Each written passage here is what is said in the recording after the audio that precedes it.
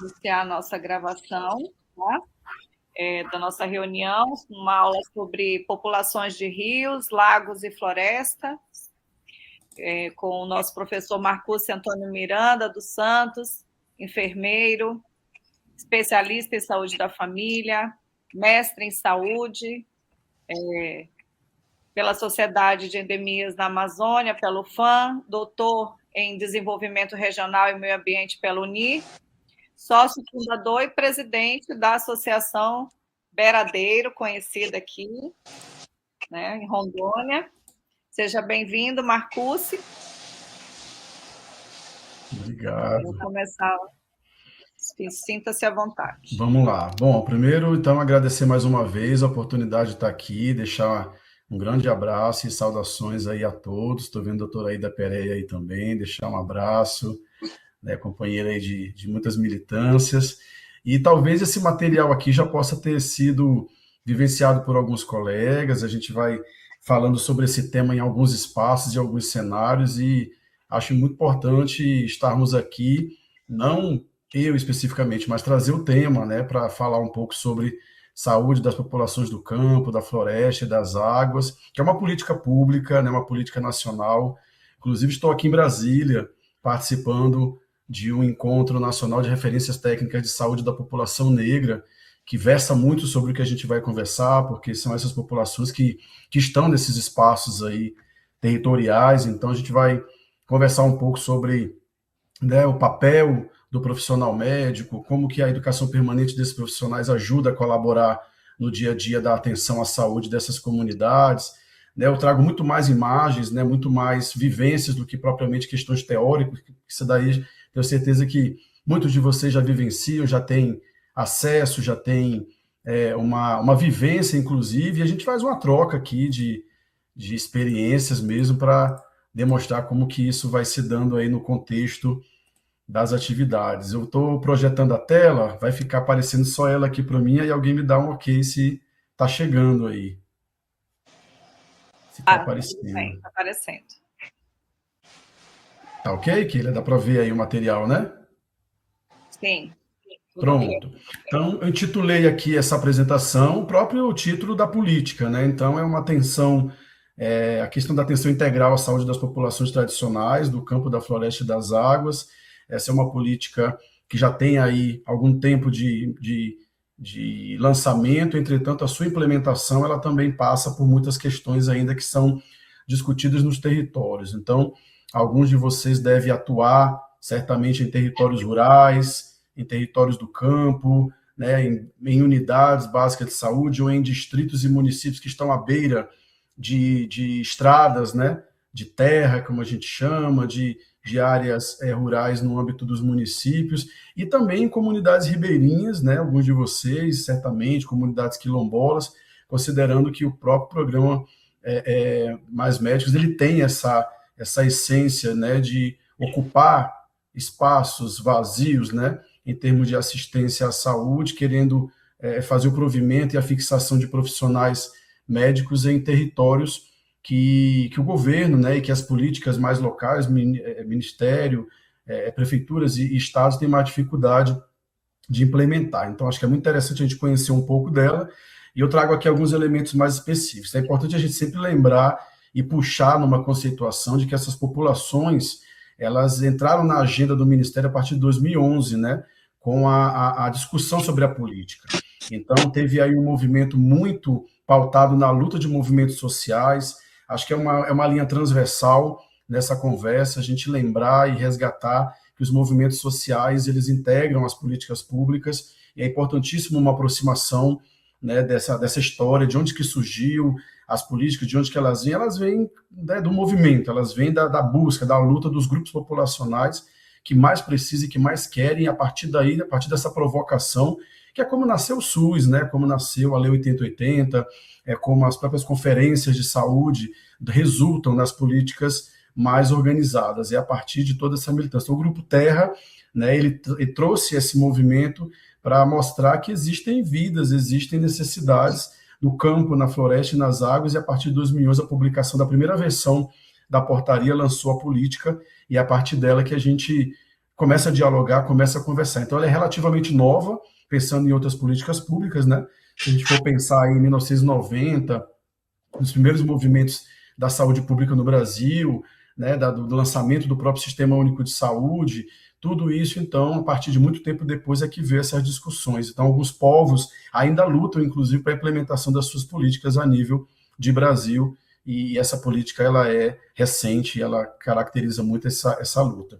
Então, aqui tem um recorte simples, né, que mostrar que, desde 1918, né, são muitos movimentos que acabam sendo trabalhados para que culminasse na criação dessa política pública. Então, o marco de 1918 é especificamente a Liga Pró Saneamento, que é uma espécie de campanha pelo saneamento público, produtivo, voltado àquelas agriculturas de café, de cana-de-açúcar, que está muito voltada nesses territórios. Já na década de 40, aí a gente vê alguns serviços mais organizados, como o Serviço Nacional de Combate às Endemias e a própria Fundação de Serviços Especiais em Saúde Pública, né? A FICESP, que foi pensar na interiorização das atividades de saúde pública. Até aquele momento nada existia, era tudo muito centralizado nas grandes cidades, era muito focado em alguns ambientes e pouca coisa chegava em termos de saúde pública e coletiva nas áreas rurais. Já na década de 50, um marco aí é a criação do Ministério da Saúde, a partir de muitos movimentos também sociais. Em 56 foi instituído o Departamento Nacional de Endemias Rurais, né, e vocês começam a ver que esses termos rurais, questões do campo, endemias, vai se aproximando mais da criação da política pública, e alguns anos depois, década de 70, né, cria-se a Superintendência de Campanha de Saúde Pública, a própria SUCAM, que aí sim vai olhar para o campo, vai olhar mais para essas questões rurais, considerando as doenças específicas, né, as doenças endêmicas, as doenças que são características do campo, né, os agravos que têm muitas características de áreas mais rurais, aquela relação ambiente, né, e populações que ocupam esses espaços. E aí vem a 86, a 8ª Conferência Nacional de Saúde, que faz com que isso tudo seja promulgado e que fique, de fato, marcado na Constituição a partir da criação do próprio Sistema Único de Saúde em 88. Então, com a primeira sessão da saúde na Constituição, foi que esse também foi pensado e essa política foi começada a ser desenhada.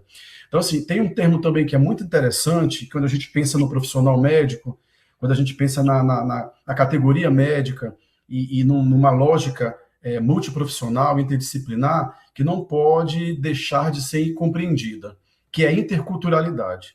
A interculturalidade, ela é um termo, né, que na prática se exemplifica pela relação do profissional de saúde com a comunidade. E a gente sempre costuma dizer, e eu trago aqui alguns elementos que dizem que a simples tolerância do que é cultural e diferente em alguns espaços, sem a verdadeira troca enriquecedora, não chega a ser interculturalidade. Porque a interculturalidade, ela é aquela relação, né, positiva entre dois polos, o profissional médico e o outro, aquela pessoa que está sendo atendida, que está sendo que está criando-se uma relação ali, né? Aquele que atende e aquele que é atendido, cada um tem um universo e tem um mundo, e são duas realidades que precisam se interagir para que de fato a interculturalidade aconteça. Eu levo a cultura da academia, eu levo a cultura do saber médico, eu levo tudo aquilo que eu aprendi na minha formação e, em troca, eu vou adquirir também deste indivíduo que vive em espaços culturalmente definidos, que tem uma cultura propriamente organizada, e isso faz com que as questões de saúde dele ocorram, e é por isso que, às vezes, o processo de saúde e doença ele é tão complexo, porque ele depende da forma como cada indivíduo vive em determinados espaços. Adoecer, vou usar um exemplo prático da onde eu convivo, adoecer em Porto Velho, na área urbana, não é a mesma coisa que adoecer em Calama, que é um distrito ribeirinho que fica a 200 quilômetros pelo Rio Madeira. Assim como adoecer em Porto Velho não é a mesma coisa que adoecer em Ji-Paraná, em Ariquemes, em Vilhena, em qualquer outro cenário, porque são territórios diferentes, que por mais que estejam no mesmo estado, a cultura é diferente, e isso faz com que essa transformação do processo de cuidado execute. Então, uma das coisas que eu queria muito que cada um aqui pesquisasse mais, talvez, ou procurasse entender mais, é a interculturalidade. É como que essa troca acontece no dia a dia do cuidado, e se ela não for mútua, né, se a gente de fato não tiver essa relação de identidade trocada, não é intercultural. né? Aí é simplesmente um polo que manda e o outro obedece. E a prática do cuidado a gente sabe que não é assim na cidade, imagine nessas áreas mais tradicionais, digamos assim. Nesse contexto também, eu acho muito interessante trazer o conceito de risco e vulnerabilidade. São nesses territórios que os riscos e as vulnerabilidades ocorrem com maior frequência. Por mais que a gente tenha um padrão de perfil epidemiológico meio que global, universal, a doença crônica é o que mais mata, né? As doenças coronarianas são as que mais aumentam os indicadores. Nesses territórios, os riscos e vulnerabilidades são diferentes. Por mais que se tenha esses perfis também, o que leva a esses agravos são diferenciados. Então, o risco, ele já dá uma ideia de identificação de pessoas com características que as colocam sob maior ou menor risco de exposição. E esse risco de exposição ele tem a ver com acesso, que é o que a gente vai ver logo em seguida. O acesso à alimentação adequada, o acesso a práticas saudáveis, o acesso à educação, o acesso às questões sociais não é da mesma forma como é nos grandes centros. Então, o risco e vulnerabilidade acaba aumentando nesses locais que têm o acesso mais dificultado. Esse acesso é geográfico, esse acesso é político, essa dificuldade de acesso é de vários âmbitos. Então, vocês vivem isso na prática e na realidade, né? Quando se orienta alguém que não consegue compreender, né, aquilo que está sendo se colocado, é uma questão de acesso à educação. Às vezes é um público que tem uma maior dificuldade de entendimento porque o acesso delas é um pouco mais complicado. Então, a vulnerabilidade, as exposições acabam aumentando também. E aí eu coloco, né, que essa questão, e isso trazido por diversos autores, eu não estou citando a galera, mas estão aí no registro para deixar claro que essas discussões elas já vêm de base, já vêm de muito tempo, e essa concepção de vulnerabilidade ela vem de multideterminações, né? Ou seja, ela não está só ligada à ausência e precariedade de acesso, ela está ligada à fragilidade de vínculos. Esses vínculos são afetivos, relacionais e estruturais. Então, se existe uma desigualdade de acesso a bens e serviços públicos, nesses territórios isso é mais evidente. E todo mundo aqui tem consciência do que eu estou dizendo, a gente está só reforçando que comunidades tradicionais, por uma questão histórica, têm menos acesso a políticas públicas, têm menos acesso a serviços, inclusive o próprio programa, quando chega nesses territórios, já permeia por algumas discussões de acesso que faz com que a permanência do profissional nesses territórios precisa ser tratada com afetividade. Manter um médico numa comunidade tradicional não é a mesma coisa que mantê-lo na cidade. O contrário é totalmente verdadeiro, né? Porque quando se chega numa comunidade rural, a perspectiva é quanto tempo eu vou ficar aqui até chegar no centro urbano, né? Claro que isso não é uma regra geral, mas é uma lógica que a gente vê muito nos municípios, que a moeda de troca de alocação de profissionais nesses territórios é muito pautado. Olha, vamos ficar aí pelo menos por um tempo, até eu conseguir uma vaga na cidade para você ir atuar na área urbana. E isso corrobora com essa questão de vulnerabilidade e desigualdades e essa questão de fragilidades na questão de oferta de serviços públicos.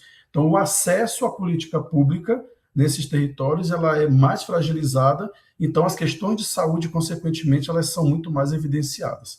Aí eu já falei sobre isso daqui, essa questão de acesso ela também não é restrita, né? Não é somente a entrada em serviço de saúde, isso, a questão de acessibilidade diz respeito a produzir a capacidade de responder às necessidades, e isso está ligado a todas essas questões que a gente trouxe até aqui. Importante lembrar que as comunidades tradicionais, as populações do campo e floresta e águas, elas estão muito mais concentradas na Amazônia Legal, então quem atua nesses territórios tem muito mais chance de precisar entender como que essas comunidades se comportam, como que a cultura é trabalhada, como que isso afeta, porque são nessas regiões, é nessa região, e claro, o Nordeste tem muito disso também, mas a Amazônia Legal traz na sua essência essa questão territorial, essa questão do meio ambiente, o impacto que isso causa na saúde, e essa tríade, né, ambiente, serviço de saúde e indivíduo, tem um contexto muito mais forte nesses ambientes aí. E aí a gente chega numa conceituação simples também, que é importante lembrar, eu vou versar aqui sobre algumas comunidades que habitam nesses territórios, não vou tratar de todas, porque são bastante hoje em dia, inclusive até pautadas em lei, né? São portarias que determinam quem são comunidades tradicionais no Brasil, mas eu trago aqui, por exemplo, as comunidades ribeirinhas, né? ou conhecidos como beiradeiros ou populações das águas, né, que são grupos populacionais que são constituídos, né, assim como o quilombola e outros diversos grupos de populações tradicionais. Tem uma relação com a natureza muito forte, vivem à beira do rio, vivem do rio e vivem sobre e sob o rio. Então, é interessante quando a gente pensa na interculturalidade, quando a gente começa a entender que as populações ribeirinhas têm uma relação forte com o território que elas habitam, e isso faz com que o modo de viver delas e o modo de conviver impacta na saúde a partir das demandas que são atendidas em serviços de saúde, por exemplo. Então, as práticas culturais, as práticas até geracionais, né, que passa de geração para geração essas culturas, e eles também têm um poder de valorização das tradições. É claro que isso também não é uma regra.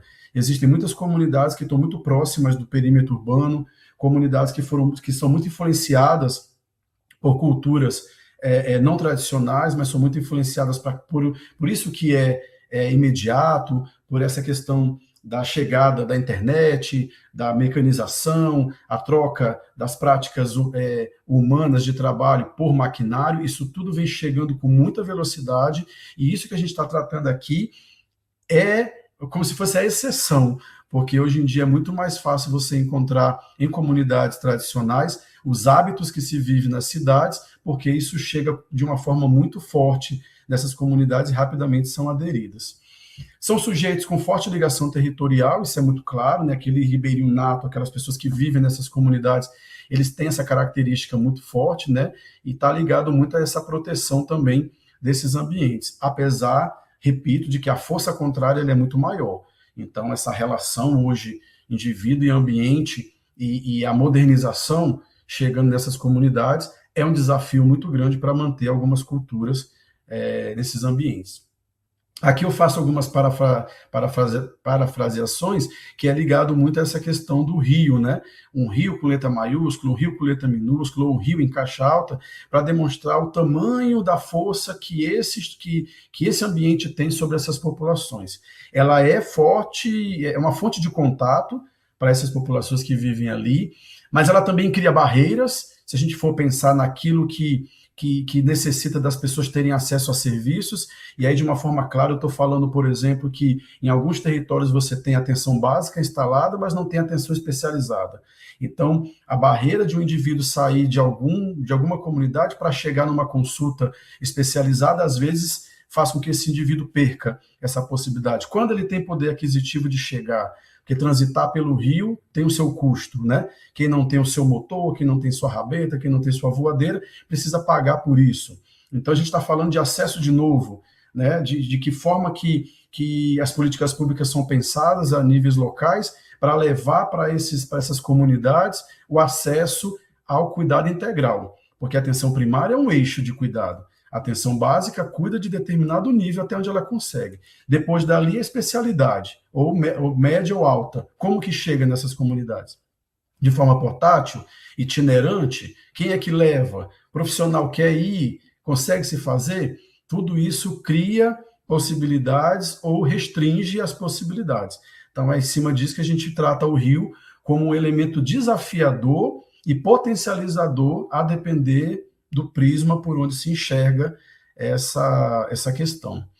Aqui, muitos de vocês também já reconhecem, são os meios de transporte. Eu gosto de trazer esses materiais até para deixar claras as diferenciações, o que é uma rabeta, um motor a diesel, um motor a óleo, ou mesmo a combustível, uma voadeira, que já é um motor de polpa, né, um barco de recreio, ou um barco expresso. A depender do movimento, essas comunidades vivem e dependem desses tipos de locomoção para poder, inclusive, chegar a ter uma assistência à saúde. Então, para mostrar como que isso se processa, como que isso é utilizado e o impacto que isso traz também na sua ausência para quem não pode ter um meio de transporte, aquilo que tem na comunidade, às vezes, é a única forma de atenção à saúde. Serve para tudo, né, inclusive para transporte de alimento, é a partir deles que se levam, que se cruzam de um lado ou outro do rio, quem tem acesso terrestre, é nessas embarcações que se levam os alimentos. Então vejam como às vezes uma orientação de um cuidado alimentar, veja como uma orientação do que deve ser feito, tem essas questões externas dependentes, né? Como que essas pessoas vão ter acesso, o que se produz no território, o que se traz da indústria alimentícia para poder ser adquirido e comercializado, por exemplo, adquirido nessas comunidades. Uma outra embarcação muito característica são as ambulâncias, né? As ambulâncias que fazem muito mais uma questão de remoção nessas comunidades, e aí já é o modo como a assistência à saúde é trabalhada, é vivenciada. Aqui é uma ambulância lá de São Carlos, por exemplo, que é uma comunidade ribeirinha que fica a 85 quilômetros de Porto Velho, pelo Rio Madeira, e de onde são tratados a grande maioria da assistência, aquela que não pode ser resolvida na comunidade, é pelo rio, a grande maioria das vezes que elas são removidas ou levadas para uma assistência mais imediata, ou cruzar o rio para chegar num veículo terrestre e ser removido para Porto Velho. Aí aqui, em síntese, eu trago um pouco mais da política mesmo, né, para lembrar e reforçar que ela é um marco histórico no Sistema Único de Saúde, ela tem as suas linhas, suas diretrizes, os seus eixos que são trabalhados. Ela foi aprovada na 14ª Conferência Nacional de 2011, né, aprovada também na instância da CIT, da Comissão Intergestora Tripartite a nível federal, e trata os povos e comunidades, né, a partir dessa essência de tudo isso que a gente vem falando, da forma como eles se movimentam, do extrativismo, da agropecuária, das relações com o campo, das comunidades quilombolas, das comunidades que vivem à beira do rio e outras características mais locais. Esses são os 4 eixos da política, tá? E aí eu trago uma imagem de uma das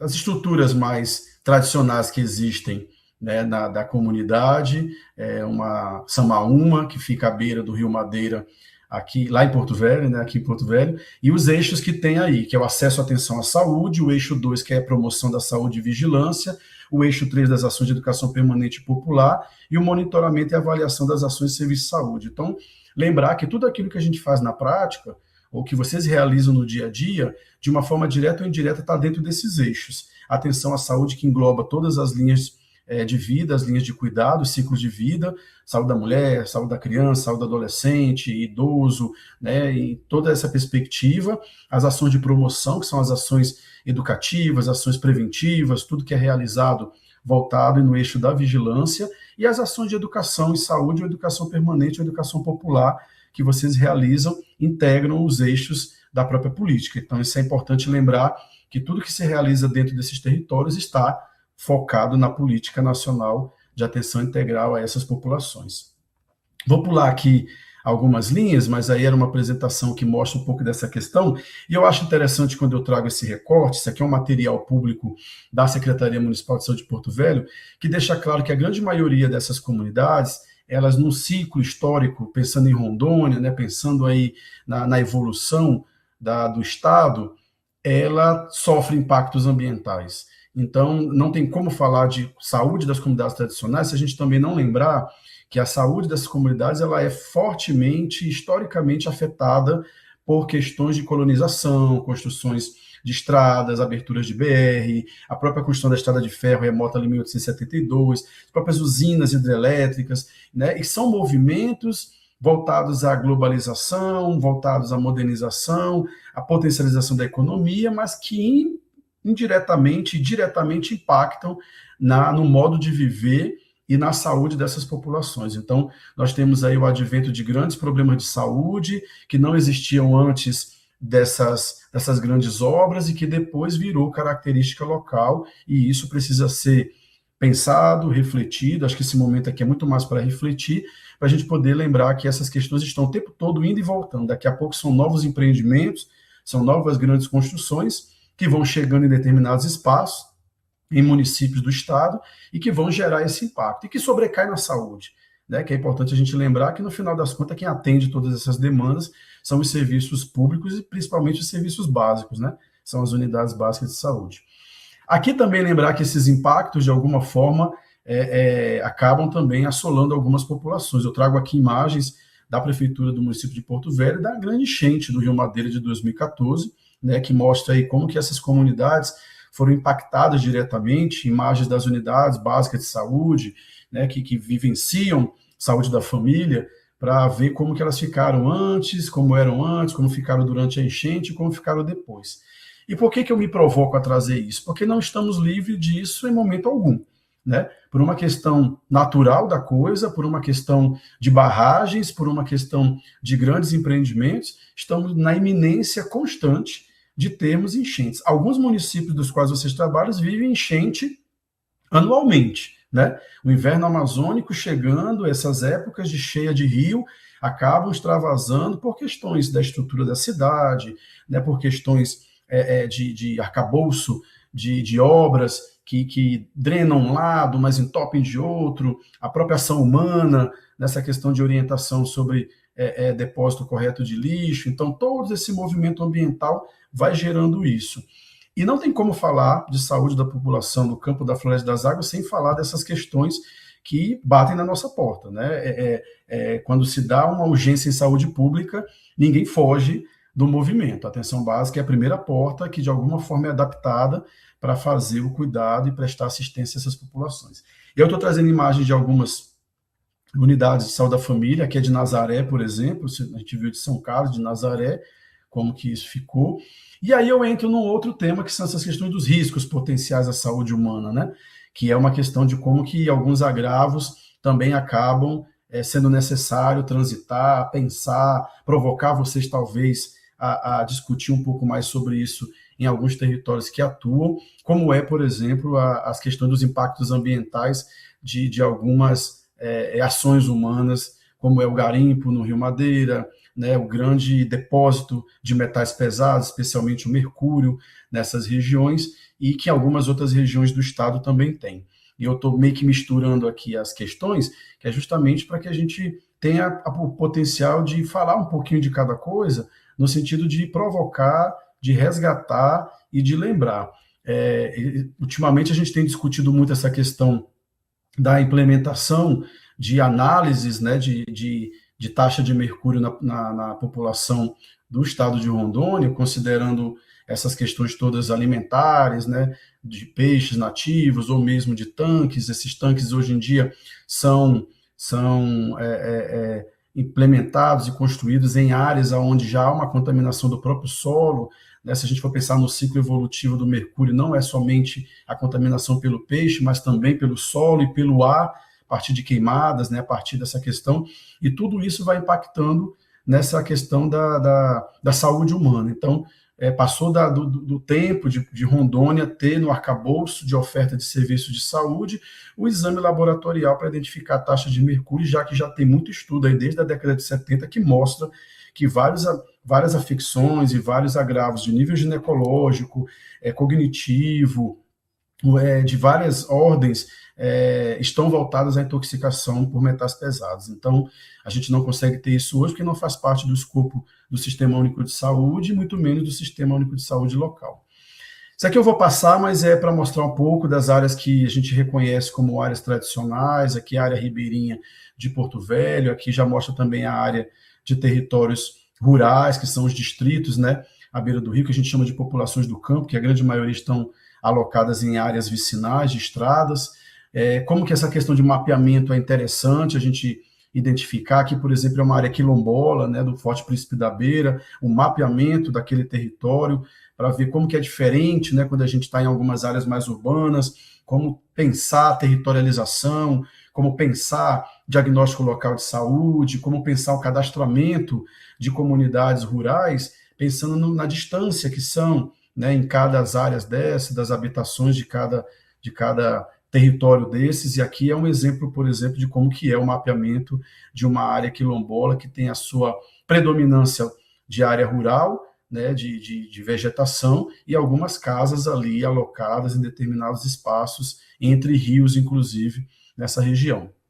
Aqui já é um mapa que é de uma área ribeirinha, mas que foi formatado numa linha mais de arquitetura moderna, digamos assim, que é de São Carlos, né? Mostra mais ou menos como que se dá a estrutura da comunidade, as microáreas, né, demarcadas aí nas suas colorações, os agentes comunitários, para a gente ver, para perceber que, independente do território, esse processo de territorialização, né, e de diagnóstico local de saúde é necessário para que se saiba, né, o modo como essas comunidades vivem, qual é o perfil de saúde dessa população, qual é o perfil de agravos, né, quais são os riscos que elas mais têm para ter um controle. Todos vocês já vivem essa realidade, né, todos vocês já participam, acredito que todo mundo aqui já esteja em atuação em alguns territórios desses, e fica bacana também para provocar em revisitar esses territórios, lembrando que o território é dinâmico, que ele é vivo e que toda a revisitação é muito bem-vinda.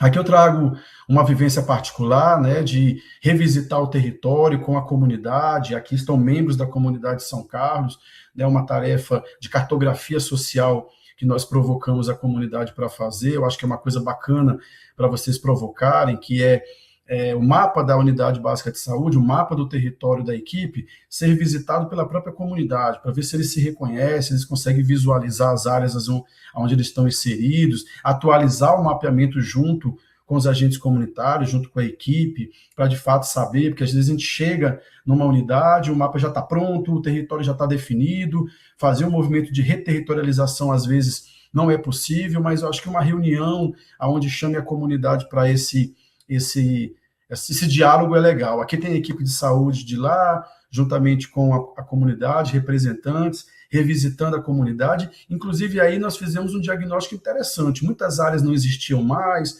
muitos comércios não existiam mais, abriu-se novas estruturas que influenciam na saúde, e a galera foi trabalhando aí nesse movimento. E eu estou falando de olho aqui no horário, que eu acho que eu já estou me alongando muito, que ela vai me chamando aí, qualquer coisa que a gente vai otimizando aqui.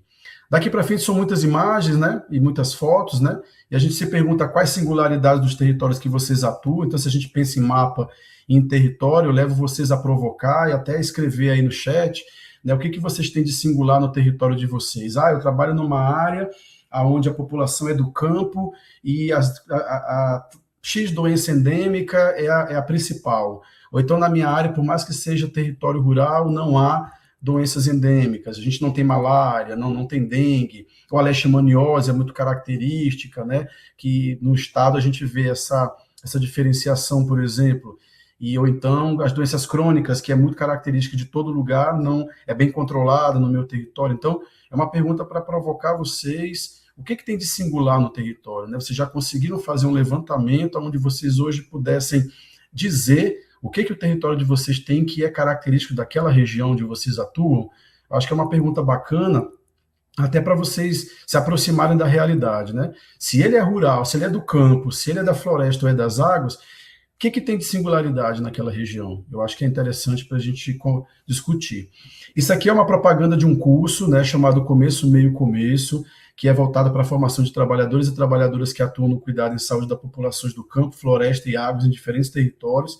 Ele é um curso que foi ofertado pelo Ministério da Saúde em parceria com algumas organizações de execução, para vocês ficarem ligados no AvaSUS. Ele está disponível para nova edição. Geralmente o convite chega para as secretarias, para indicar os profissionais que atuam nessas áreas. Alguns de vocês podem ter participado de alguma edição dele.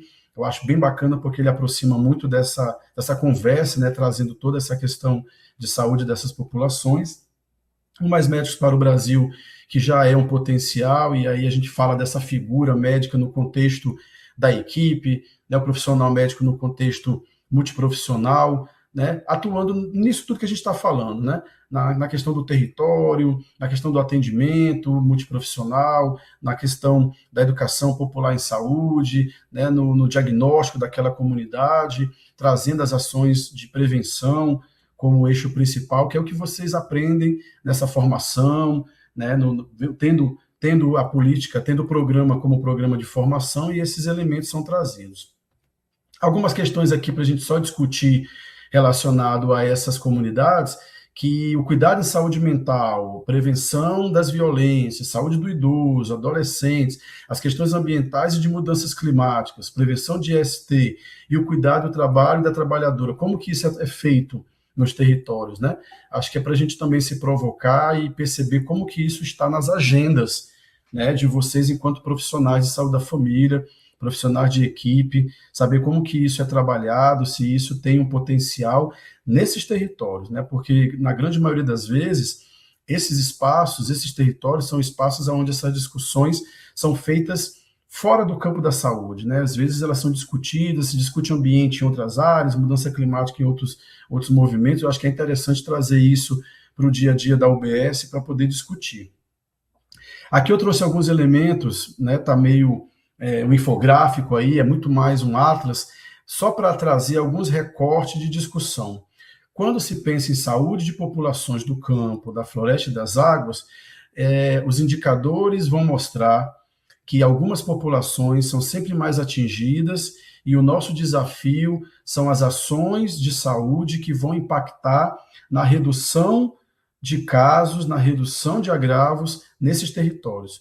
Aqui eu vou pegar alguns recortes, por exemplo, de violência contra mulheres, violência contra a população indígena, pessoas com deficiência, violência contra a população negra. Então, esse mapa da violência mostra que nesses espaços, por mais que o foco esteja nas cidades, esses agravos também existem em comunidades tradicionais. E aí a pergunta é, o que estamos desenvolvendo enquanto equipe de saúde da família, inseridas nesses territórios, para a diminuição desses indicadores, né? Então, o uso abusivo de álcool e outras drogas em comunidades rurais e tradicionais tem crescido alarmantemente a cada momento, e a ausência de políticas públicas dessas áreas, em conjunto com a saúde, propicia apenas o fortalecimento disso. E aí, o que a gente está pensando para poder diminuir essa questão?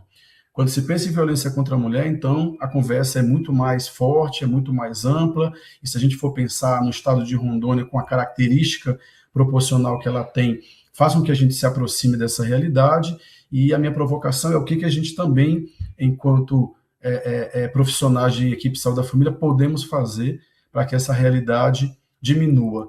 Como que isso entra nas nossas agendas, como que isso está na carta de serviços da UBS, o que a gente vem desenvolvendo. No leque de demandas que nós temos, algumas são urgentes e iminentes, né? E as questões das violências, eu não posso perder uma oportunidade dessa de tratar do tema e, pelo menos, trazer aqui para a gente refletir como que a gente pode estar levando essas ações e desenvolvendo isso no dia a dia das atividades, tá? Aí eu vou pular alguns elementos, algumas imagens aqui retratam um pouco dessas atividades, e aí eu vou trazer aqui algumas vivências aqui, são fotos autorizadas, porque são alunos de graduação ou de pós-graduação, residentes de residências uniprofissional ou multiprofissional, algumas até médicas, que transitam conosco nessas comunidades, e a gente atua juntamente, né, para poder mostrar que aí já tem uma história de mais ou menos de 15 a 20 anos, desenvolvendo ações nessas comunidades, aprendendo com essas comunidades a fazer saúde, a desenvolver saúde, e as imagens por si só mostram, né, a vulnerabilidade, mostram a dificuldade de acesso, mostram as adaptações que constantemente nós profissionais precisamos fazer para poder prestar assistência a essas comunidades.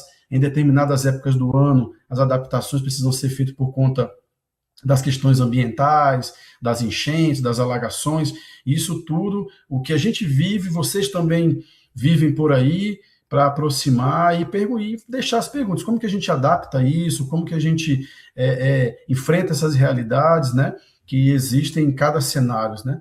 Algumas vão ter o logotipo da Associação Beiradeiro, que é a nossa organização, que já trabalha com essas comunidades também há mais de 12 anos, né, nas idas e vindas dessas comunidades, sempre enfrentando as potencialidades do território, mas também as dificuldades que esses territórios nos oferecem. Aqui são vivências em comunidades quilombolas, comunidades ribeirinhas, comunidades indígenas, desenvolvendo diversas ações, e que eu trouxe apenas para mostrar para vocês como que a gente, na prática, né, transita nesses territórios aí e desenvolve algumas ações de diversos temas, né?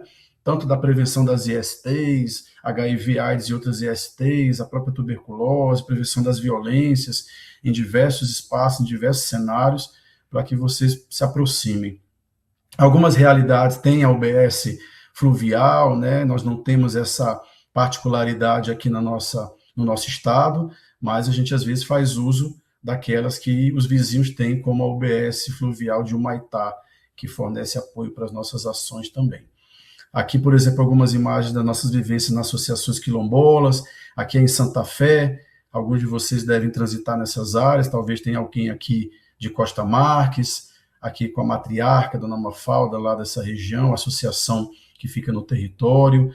Aqui é uma imagem interessante, eu acho legal trazer para mostrar que nessas comunidades, né, esse modo de fazer cuidado faz com que eles adaptem, criem suas farmácias locais. Essa comunidade aqui é lá em Pedras Negras, que é uma comunidade ribeirinha, onde o acesso ao serviço de saúde é remoto, é de fato muito precário. A visita dos profissionais de saúde é uma vez por mês ou 2 vezes ao mês. Se está tudo certo, se não dá certo, tem meses que não tem a assistência. Isso faz com que a gente discuta muito essas questões.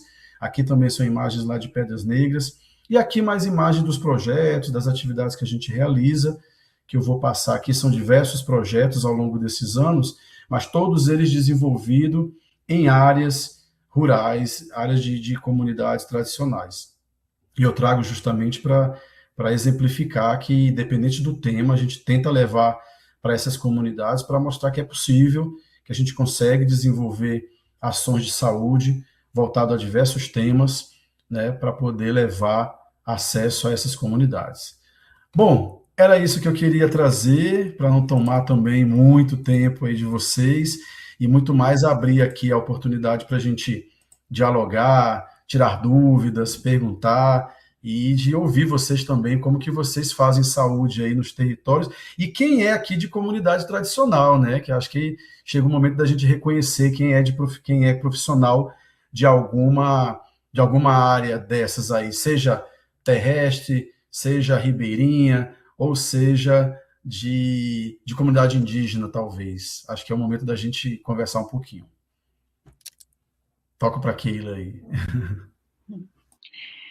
Obrigada, Marcuce. Muito maravilhosa a sua aula.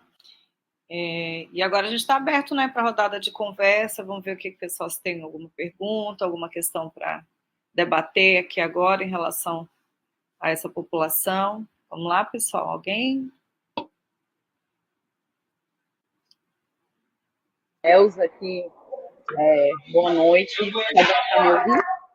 Está um pouco barulhento, mas espero que seja dando para me ouvir. Eu não sou de nenhuma comunidade, né? Assim, não atuo, mas atuo enquanto supervisora da saúde indígena aí há 12 anos, e aí eu acho que a gente também está tratando de populações que se misturam, principalmente a língua jaramirim, no Vale, né, do Mamoré ali. A gente está tratando de população indígena, recém-contactada, e também a ribeirinha, né, extrativista, então com alguns aspectos bem interessantes. Eu achei bem interessante a hora que você colocou que territorializar nesse contexto é muito diferente, principalmente quando a gente tem o extrativismo, né, e a gente também tem outros pontos de referência, tanto em relação à violência, por exemplo, quando a gente está tratando aí dos egressos de garimpo também, porque são coisas que a gente tem vivenciado dentro das populações da floresta, né? Não só o garimpo, mas o extrativismo ilegal de madeira, que também inversa com o que a gente está tratando ali. Em Guajará-Mirim, principalmente, eu me refiro, mas em Humaitá também sou supervisora lá. Acho que são coisas importantes que só dentro do território, só territorializando, que a gente consegue ver as vicissitudes de cada população e compreender um pouco melhor. Acompanhando os meninos na especialização de saúde indígena, a gente observa o quão complexo, né, colocar populações e territorializar e cartografar quando não há casa, por exemplo, né, quando as populações são nômades, né, então a gente não tem inclusive, nem onde colocá-los. Eu acho bem interessante, gostei muito da sua aula, é sempre bom, é um tema que eu acho extremamente interessante e válido, considerando o fator amazônico aqui que temos. Muito grato pela aula.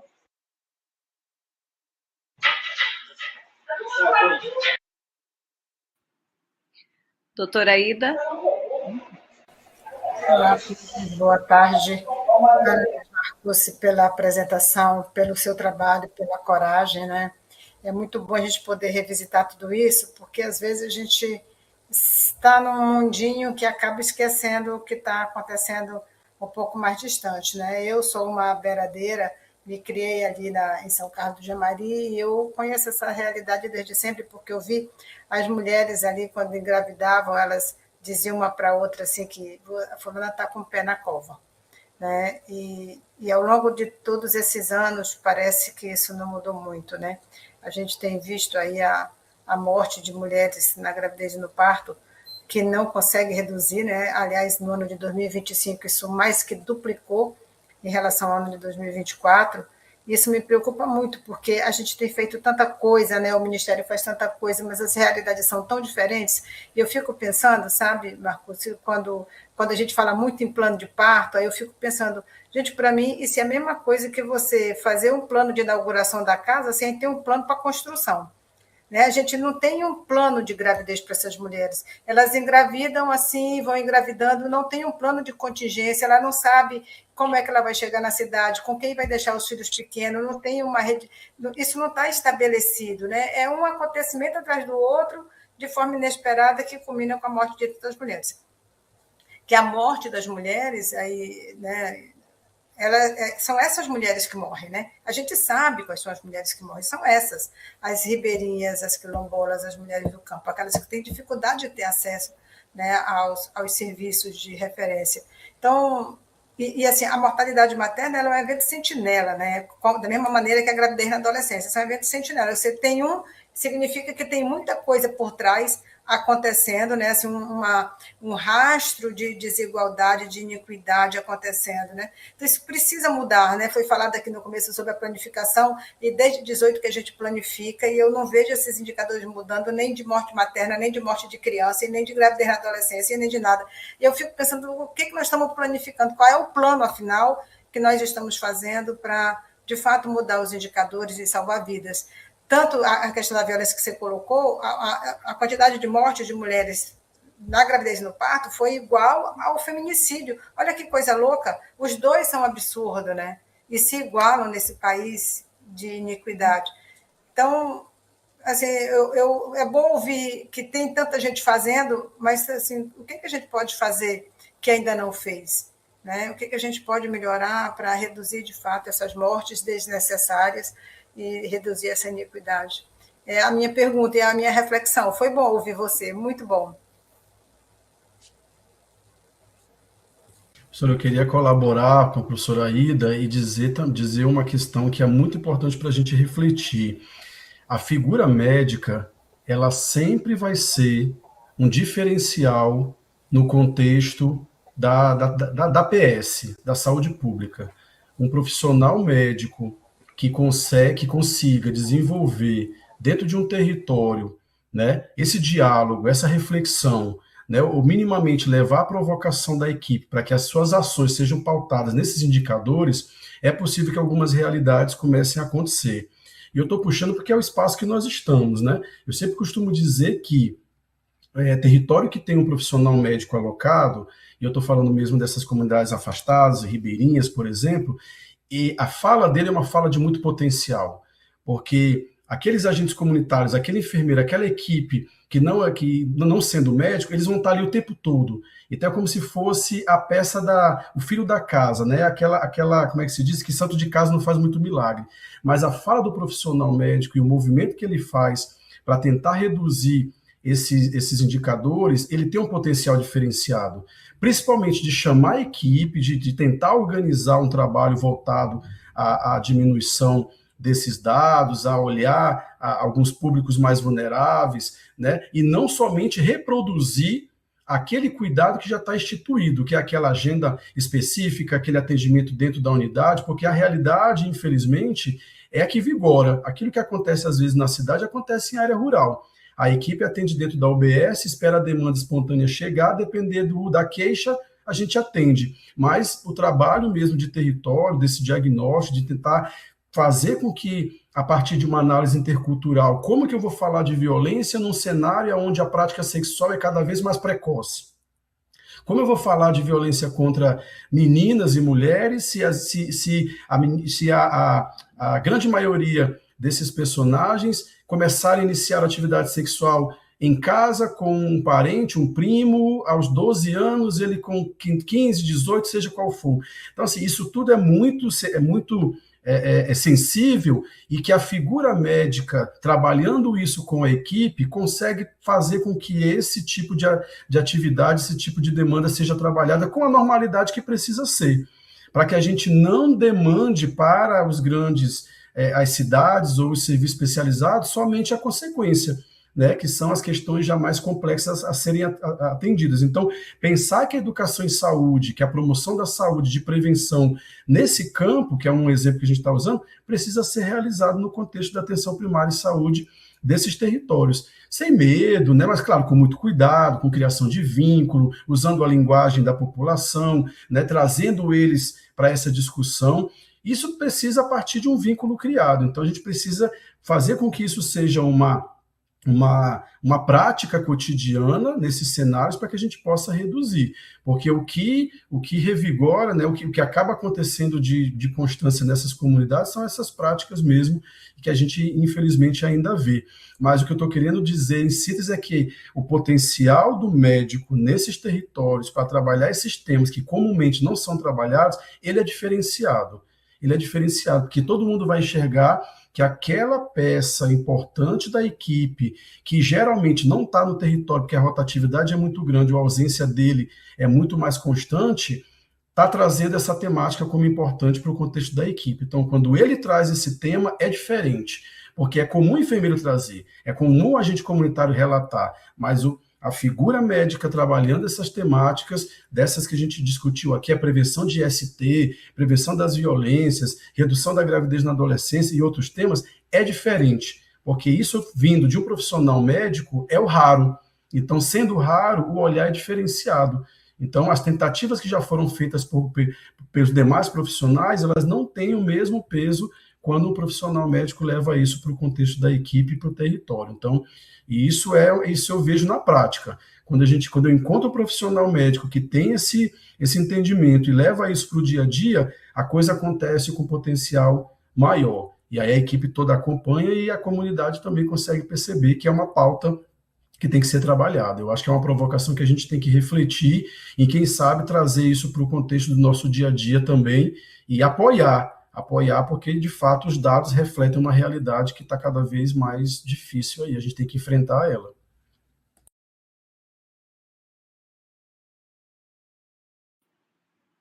Certo. Obrigada, Marcucci. Eu acho que agora a gente pode encerrar, né? Obrigada por ter socorrido a gente também. Eu que agradeço, obrigado aí pela oportunidade. E eu estou à disposição, viu? Qualquer coisa, só chamar. Pode deixar. Tchau, Marcos. Obrigada. Até logo, pessoal. Boa noite. Boa noite. Obrigada pelos parabéns aí que eu recebi de um monte de gente. Boa noite. Boa noite.